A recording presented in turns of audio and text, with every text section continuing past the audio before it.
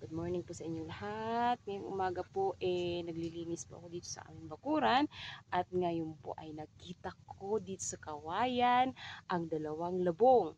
So guys, at ako po'y nakakakain ng labong. Hindi ko na po kailangan pumunta sa palengke para bumili dahil mayroon po kaming labong dito.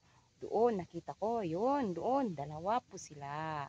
Kaya kukunin ko sila para uulamin ko, gagawin kong adobo mamaya. Tara guys, samahan niyo po ako. Panoorin kung paano po ako kumuha ng labong. First time ko pong kumuha ng labong sa buong buhay ko.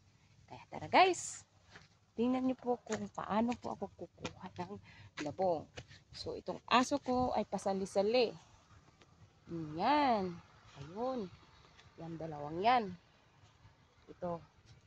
Ito. At saka ito. Masarap to guys. Pwede na siyang pang-ulam. I-adobo ko po mamaya. Ayan. Kaya, tara. Samahan niyo ako panoorin kung paano ko kukunin itong labong na ito. So, kailangan ko lang maglagay ng ng ganito sa kamay para hindi po ako masaktan sa pagpuputol. Yan. Kailangan ko na siyang putulin. Gamit po ang gulok. Dahan-dahan lang po.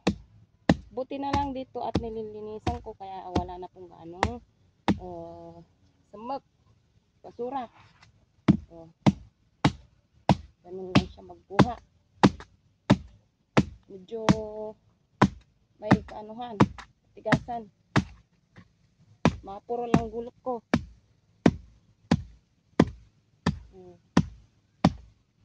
Labong ng mga Ilocano. Labong ng Luzon. Dito lang ako nakaranas manguha ng labong guys. So ni, ano na. Akong persa. Kailangan kong bumaba.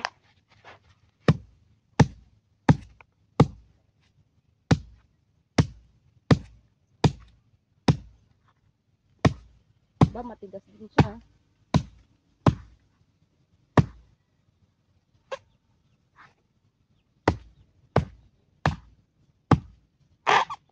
Ni, nabali naman na eh. Nabali sa taas. Oh. Ito kaya yun? Bakit? Pwede na rin. Saan na itong pinuputol ko? Matigas na itong parte na to. Saglit na. Tingnan ko.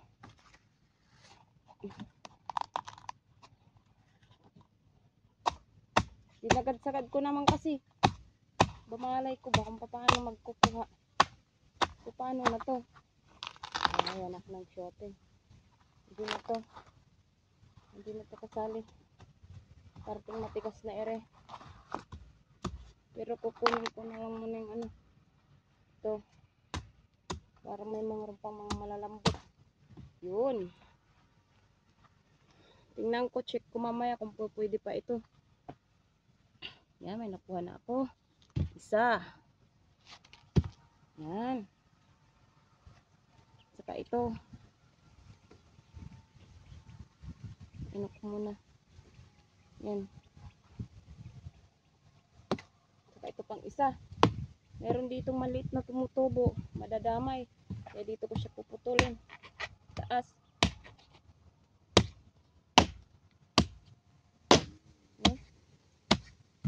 Ayan.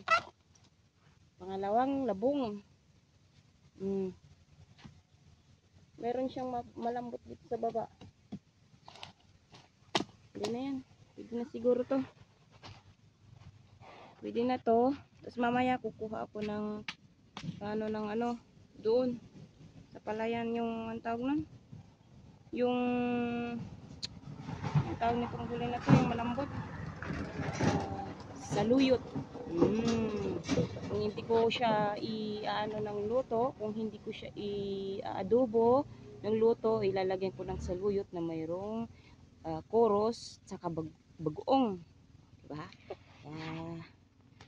Bababa na ako guys para idalhin itong labong doon sa bahay, sa loob ng bahay, at mamaya para masimulan ko malinisan at ako'y magliwawalis muna dito sa kapaligiran.